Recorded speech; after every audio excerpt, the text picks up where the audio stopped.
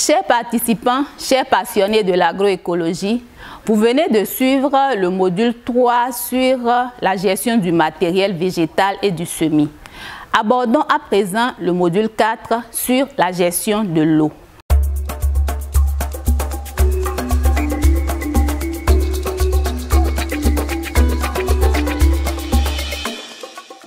Alors, il s'agit ici de la gestion de l'eau dans les conditions pénibles du climat, donc face au changement climatique.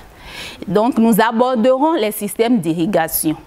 Alors, retenons 3 types de systèmes d'irrigation. Il y a l'irrigation par aspersion, qui est une irrigation aérienne. Il y a le système d'irrigation goutte à goutte et il y a également l'irrigation de surface. Dans ce module, nous allons nous focaliser sur le système d'irrigation goutte à goutte et nous allons vous présenter dans la suite du module les raisons qui nous ont orientés vers ce choix.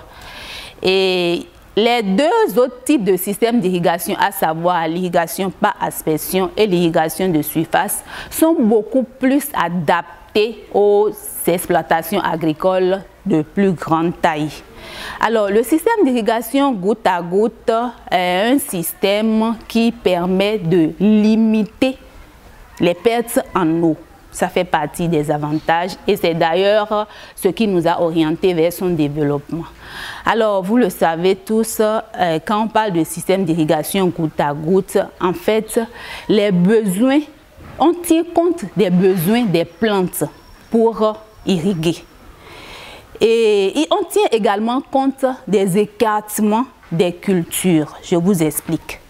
On installe des tuyaux et ces tuyaux ont des orifices qui sont orientés en fonction des écartements des cultures. Donc, c'est en fonction du type de culture que vous installez que vous allez calibrer ces orifices-là. Et vous allez orienter aussi l'eau, la quantité d'eau en fonction des besoins des cultures. Vous aurez tous les détails concernant l'installation dans le guide d'utilisation des TIA disponible sur notre site web.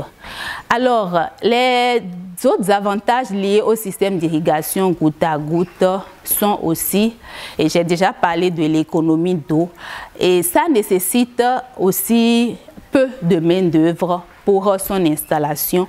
Ça permet aussi de réduire la prolifération des adventices. Pourquoi?